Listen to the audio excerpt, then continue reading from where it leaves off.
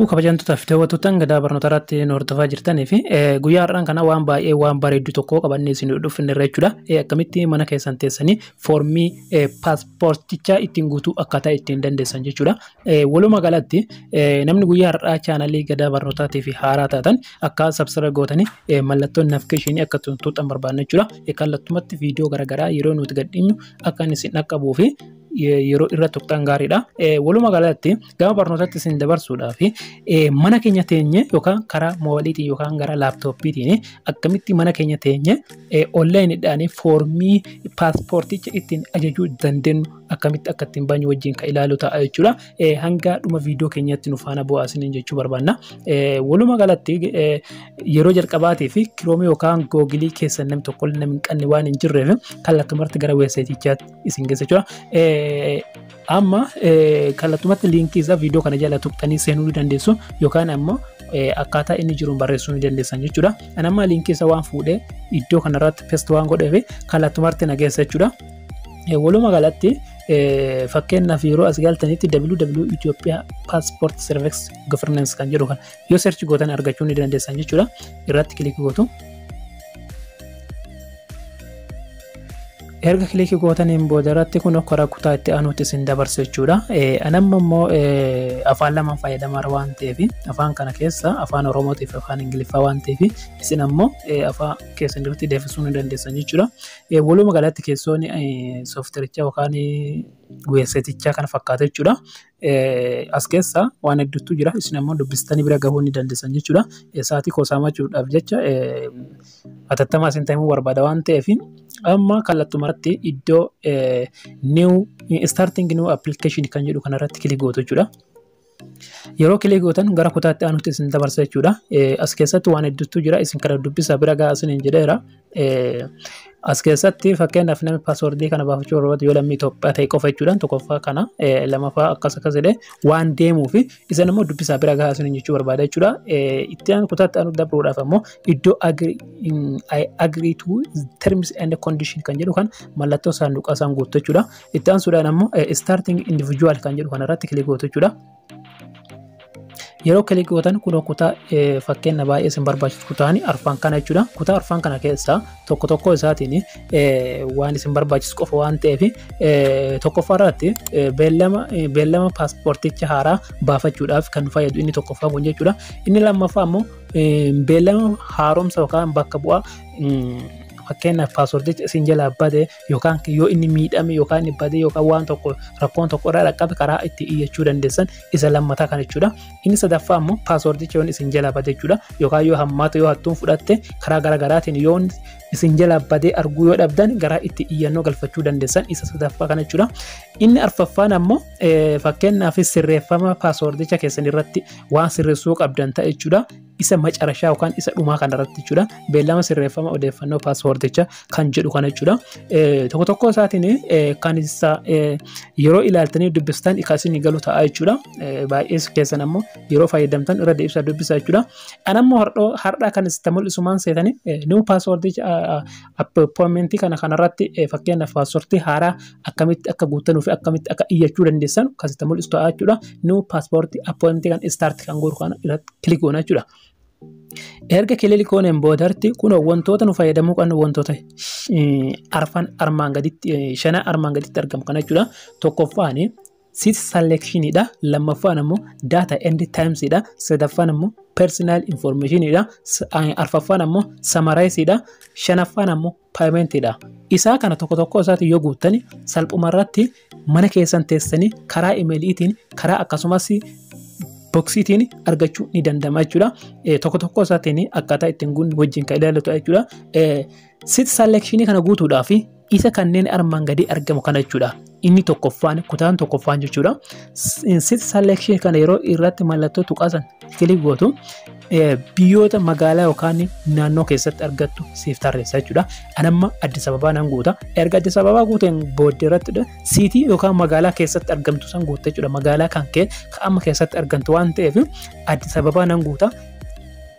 Ofiisiin kun ammoo selection isa kana selection ofiisii kana ammoo immigration and citizenship irratti kilik goona jechuudha.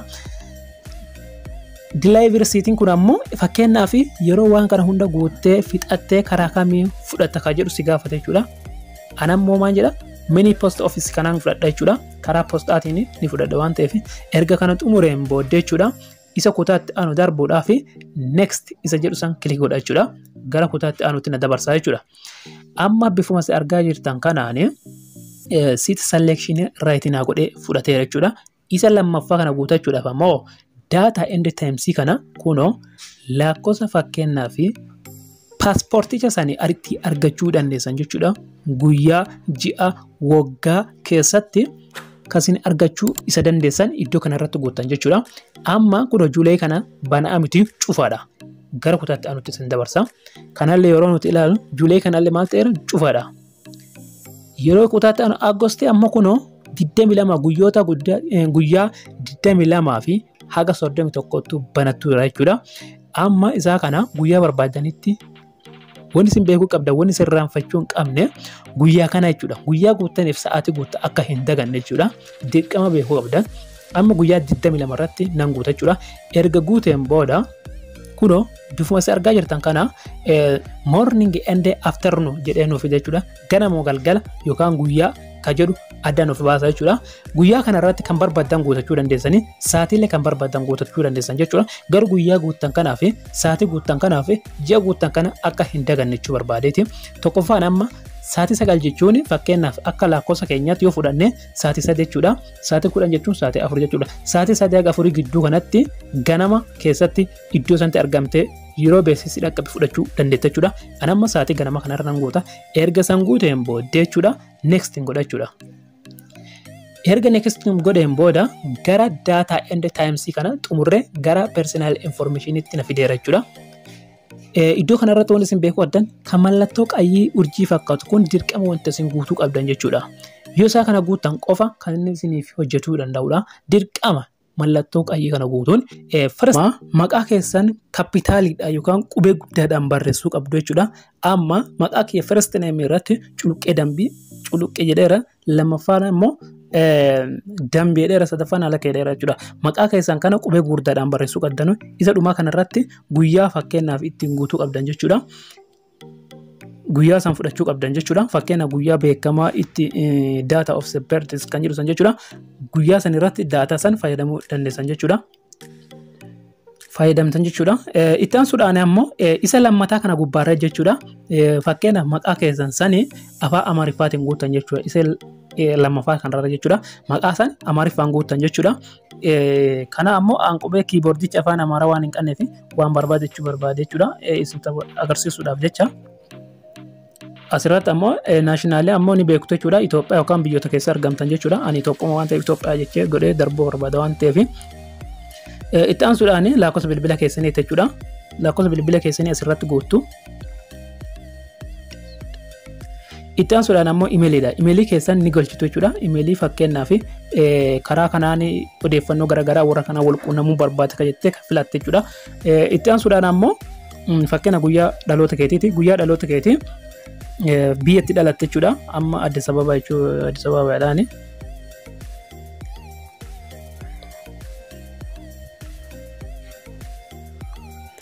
Addis Ababaa isheedha. Kun ammoo birthday certificate.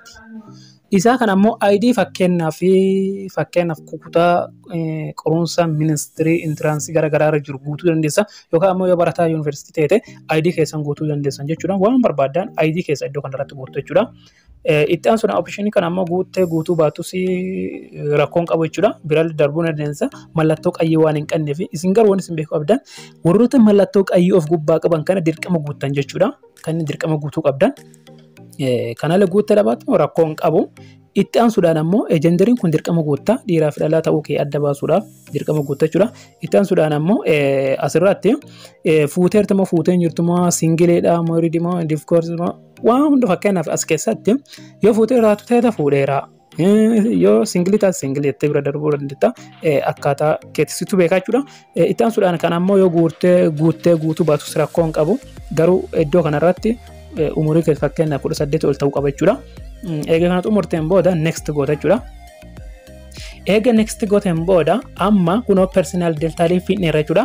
itti aansee adireesidha. Adireesiin kun ammoo reejistarii kun ammoo biyyoota keessa jirtudha. Ammoo Addis Ababa jechuun darbuu barbaada. Siitiin kun ammoo magaalaa keessatti argamtudha. Addis Ababa. Isteedis kan ammoo fakkeenyaaf iddoo keessattuu beeka waan barbaadachuu dandeessa. Zoonii akkasuma waan barbaadachuu dandeessa magaalaa keessatti argamtu san jechuudha. Waradaaleen magaalaa keetii waradaa keessatti beeka. Akkasumas kabaleelleen akkaataa dhimma keetii akkaataa jirtuun jechuudha. Sitti guutachuudha. Kabaleelleen akkasuma istireetii yaada mataa keetii sitti barreessa. Akkasumas lakkoofsa manaa jechuudha. Iddoo kanarratti lakkoofsa manaa barreessitu jechuudha. Lakkoofsa manaa koodii keessan isintu beeka waan ta'eef isas isintu guutaa jechuudha. Iddoo kanatti lakkoofsa fakkeenyaaf inboxii iddoo irratti galchuu barbaadan jechuudha. Fakkeenyaaf yeroo foormii kana guuttee yeroo inni si xumurametti kan itti guuttu jechuudha. Iddoon kun boksiin kun kan hidhattee achii fudhattu waan ta'eef isa kana filattee isa sirrii ka ta'e guutuu qabda jechuudha. Erga kana hunda guuttee bira darbiteen booda next goota jechuudha ammas. Erga next booda mooda faamilii gubbaa dhaqanneerra jechuudha. Faamilii kana fakkeenyaaf faazarii maazarii jira miti. Isaa kana keessa kan barbaadde jechuudha. Fakkeenyaaf aadi faamilii kan jedhu sarara yoo tuqxe kuno opshinii sii kenna jechuudha. Opshinii kana banta erga bantee booda maazar ende faazar kan jedhu sii fida jechuudha. Yeroo maazar goote maqaa abbaatii fi maqaa abbaa isa abbaa keetiitii fi abbaa isaa barreessa jechuudha. Iddoo kanarratti kan barbaadde jechuudha. Ni barreessa jechuudha.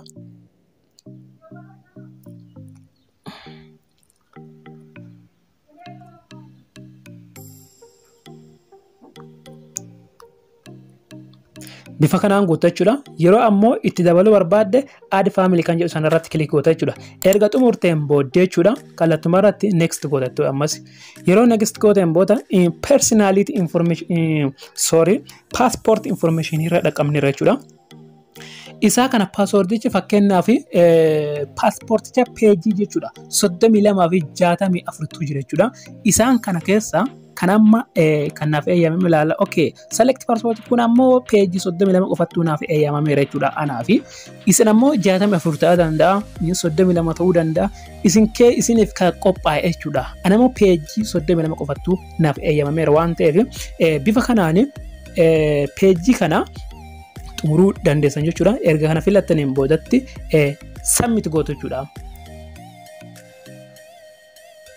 Iddoo kanarratti wanti isin beektu waraqaa ragaa jechuudha. Waraqaa ragaa fakkeenyaaf karagaa keetii karaa seeraatiin kan murtaa'edha. Kan iddoo kanarratti suuraa kaapchee send gochuu upload gochuu karaa ittiin dandeessudha. Akkasumas isa dhumaa kana ammoo waraqaa ragaa kan dhalootaa jechuudha. Kabara akka dhaloota biyya kamii ka taate akkas waan ta'e jechuudha. Isa kana ammoo fuutanii iddoo kanatti upload yoo gootan jechuudha. Erga upload gootaniin booda irratti personal information xumurreera jechuudha. Erga xumurreen booda summary jechuudha. Summary jechuun waan guutte kana hunda tokko isaatiin eessa ilaalta summary kana keessatti ilaalta jechuudha. Erga summary kana ilaalteen booddee gabaabumatti paymentidha. Paymentii isa summary kana guutteen booda paymentii siif fida jechuudha. Isa kanneen armaan gadii kana yoo guuttee xumurte maan sitti erga paymentii sitti erga jechuudha. Paymentii egaa sitti ergeen booda waajirichi sun jechuudha. Akkaawuntii yookaan buukii lakkoofsa maallaqa ittiin galchuu dandeessu gara keetti erga jechuudha. Erga maallaqa kana ergiteen booda risiitii ati ragaa qabatamaa baankicharraa argatte sani iddoo kanatti dhuftee galchitee post goota jechuudha. Erga post gooteen booda burichi eega maallaqi gale mirkaneeffateen booda guyyaa akkasii yeroo akkasii si dhaqqaba ka jedhu gara imeelii jalqabati duuba kanarratti guutte irratti siif ergama jechuudha. Kallattuma irratti jechuudha.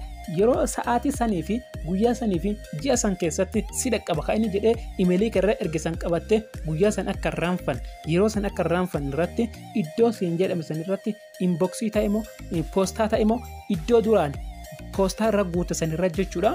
Kallattuma irratti achi si dhaqqaba waan ta'eef guyyaaf sa'aatii san irratti eeddee fudhachuu ni dandeessa jechuudha. Hayyee kabajamtootaaf daawwattootaan keenya guyyaa har'aan barnooti qabannee dhumne kana fakkaata.